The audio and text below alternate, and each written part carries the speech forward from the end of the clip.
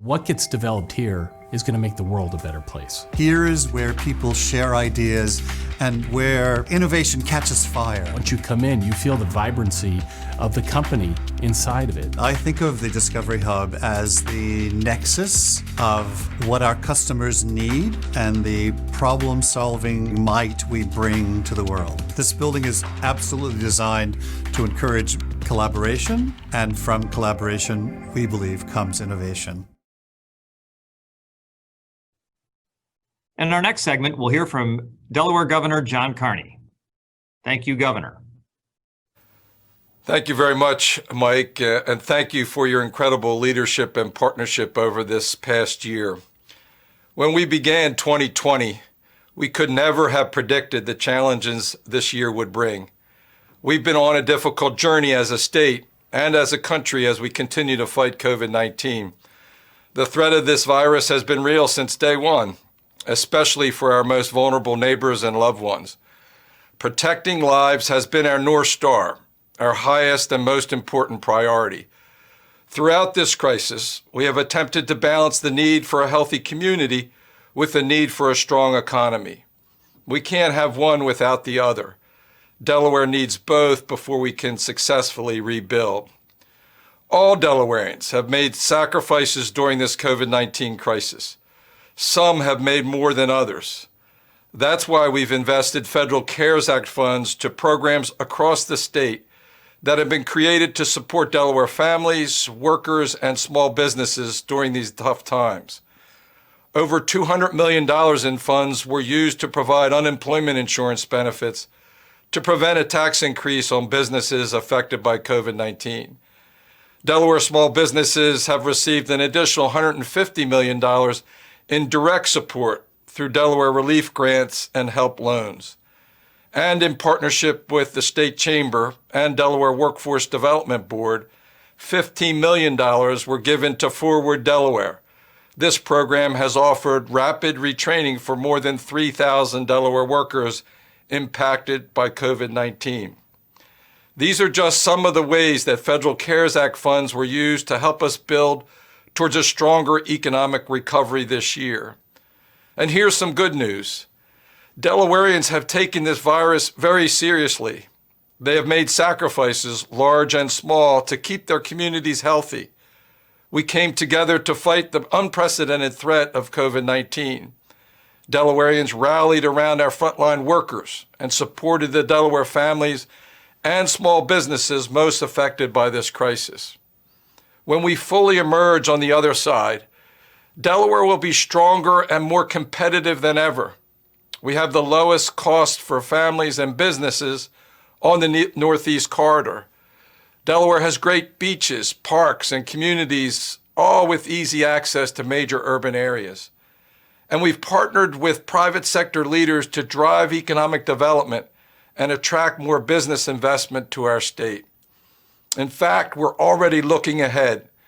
In less than 2 years, millions of golf fans from around the world will turn their attention to our own Wilmington Country Club when the first state hosts the top 70 players on the PGA Tour for the 2022 BMW Championship. We expect this event to have a $30 million economic impact for our state while raising funds to send youth caddies to college. Corporate hospitality options will sell out quickly, so check bmwchampionship.com in the coming months to learn more and to become a sponsor. We also have a new General Assembly that looks even more like the population it serves and is focused on addressing the issues that matter to Delaware families. That's good news for our state.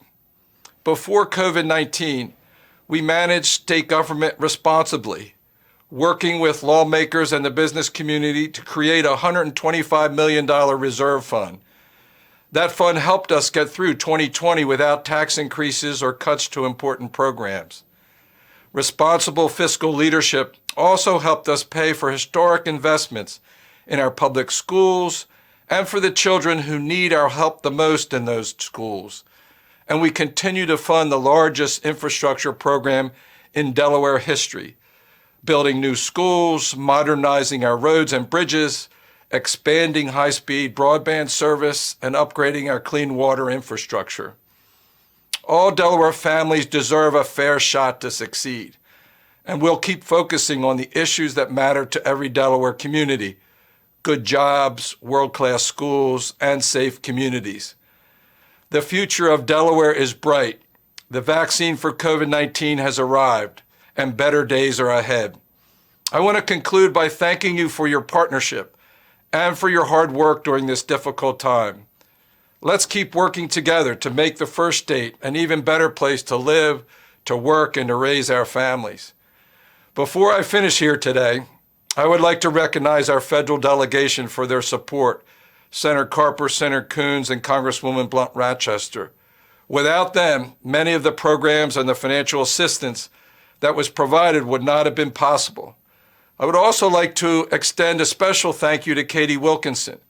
For several months, Katie provided invaluable leadership as Business Subcommittee Chair for the Pandemic Resurgence Advisory Committee. We've relied heavily on their recommendations as we've dealt with this most recent surge. And now it's my distinct honor to cue up the next segment of this event, which is the much anticipated reveal of this year's Marvel Cup recipient. I was very lucky to be in on one of Delaware's best kept secrets. And this year's honoree is someone I have tremendous respect for, we all do, and someone I consider a dear friend.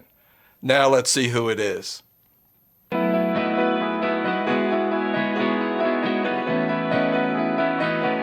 Our Marvel Cup winner this year has the heart of a servant. He has served our nation for many years in uniform.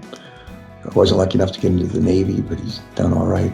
He's a great guy. He's a family guy. He's very civic oriented and always has been.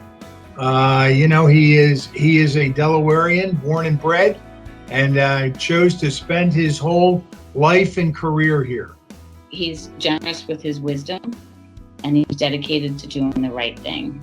I think people who look for the stereotypical leader in his area might look for someone who's gruff or analytical or curt. Most people who know him, though, describe him as kind, compassionate, respectful, quick to laugh.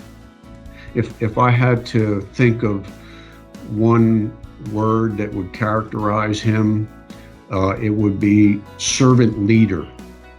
And my understanding over the years of what a good servant leader does is they spend most of their time worried about those they lead in the community they serve. You know, he is the epitome of a Delaware National Guardsman.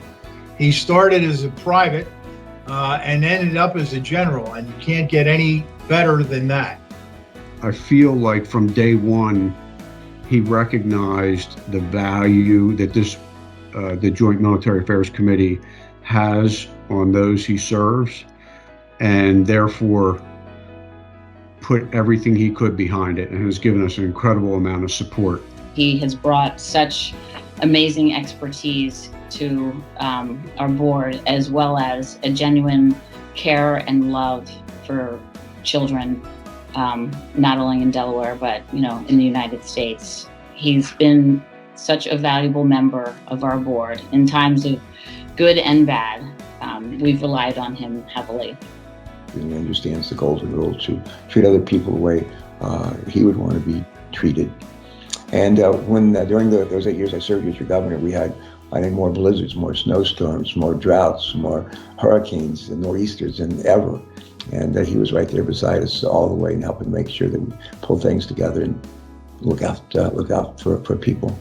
One of my favorite stories about him was really about his first day on the job. He was walking around the campus introducing himself and saw a student passing through the lobby of the campus and saw the veteran lanyard, approached her and had a quick conversation and realized that this young lady had just returned from a deployment, was having some issues, reconnecting not just with her college community, but really transitioning into work and family. And He took her to the cafeteria for a cup of coffee, and an hour and a half later, he was still helping, guiding, mentoring, coaching her about how to best transition after that deployment. Bo truly loved him as a part of our family. He respected him, he looked up to him, and he genuinely felt a great love for him. He has taught us quite a bit about what it means to be a good leader. Congratulations. Congratulations. Congratulations. Congratulations. Congratulations to this year's Marvel Cup recipient, General Vavila. We love you.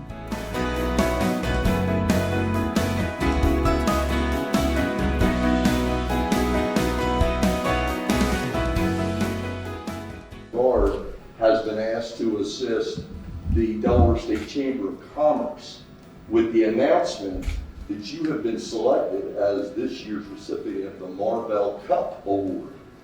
And You gotta be kidding me. And so, You gotta be kidding me. I'm here for.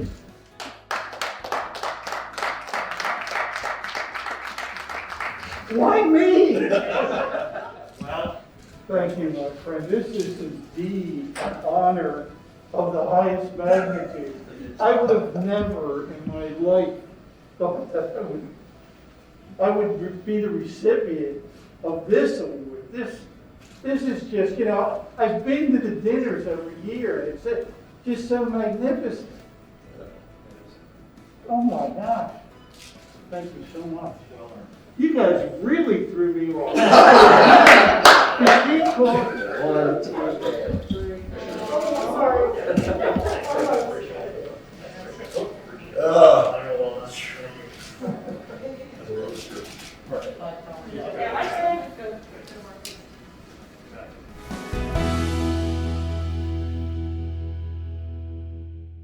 Hello, Delaware State Chamber of Commerce. Jill and I were so honored to receive the Marvel Cup 3 years ago. We know how much it means.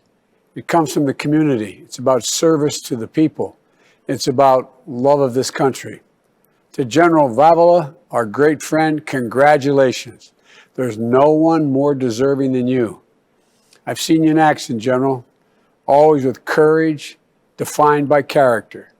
You've not only been an incredible leader of the Delaware National Guard, you've been a genuine friend to so many. General Vavila, this is such a well-deserved honor. Throughout your career, you've shown uncommon leadership, courage, and dedication to our entire National Guard community. You and Jane understand what it's like. You've always been there to offer the comfort and support, and the prayer card and the phone call when the military families need it the most. You are a singular source of strength for the National Guard, not just in Delaware, but for the entire country. General, there's no words to express what it meant to be with you when you renamed the Delaware National Guard headquarters in Newcastle after our son, Bo. It meant everything to us. But Bo would be the first one. Bo would be the first one to say the honor really goes to every member of the Delaware National Guard and their family who gave up so much for our state and our country. It goes to patriots like you and Jane and your family. And don't worry, Frank, I'm still going to be calling you. As Vice President, you work with me to get things done for the National Guard, including elevating the National Guard to the Joint Chiefs of Staff. That advice was critical. And as President and Commander-in-Chief, I know I can count on you to keep speaking out on behalf of the National Guard and their families. General, we need you. Frank, on behalf of all the Bidens, we love you, we're so proud of you, and congratulations again. And you've been there for our family and every Guard family. You're always there, General. We love you. Love you. Thanks. Well, congratulations, General Vavila. Can't think of a more deserving individual. Congratulations, General. We also are going to give out the Dick Sabatino Award this year. Now, the Dick Sabatino Award, named for former DSCC Chairman Richard Sabatino Sr., was established in the mid-90s to recognize the significant contributions that helped shape public opinion and public policy in the state of Delaware. This rarely given honor was last presented in 2019 to the Honorable Joseph DePinto, who served in the Delaware State House of Representatives for 20 years. Prior to that, in 2013, the award was given to the late John H. Taylor Jr., Executive Director of the Delaware Public Policy Institute. I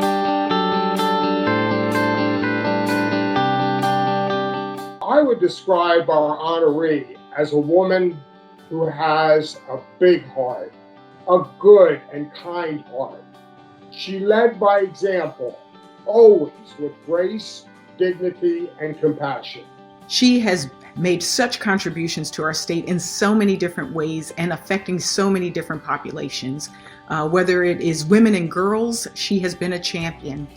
For those who are returning citizens to our community after serving time, she has been a staunch advocate and passed legislation to restore rights. Somebody that, I can't say it enough, is just well respected throughout the entire state of Delaware. She was a voice for all those who had no voice from all over the state. Her work to improve services and programs for children, families, seniors, and education, along with her passion for justice and equality, live on today. She knew that when she improved individual lives, she could also improve the community and our state.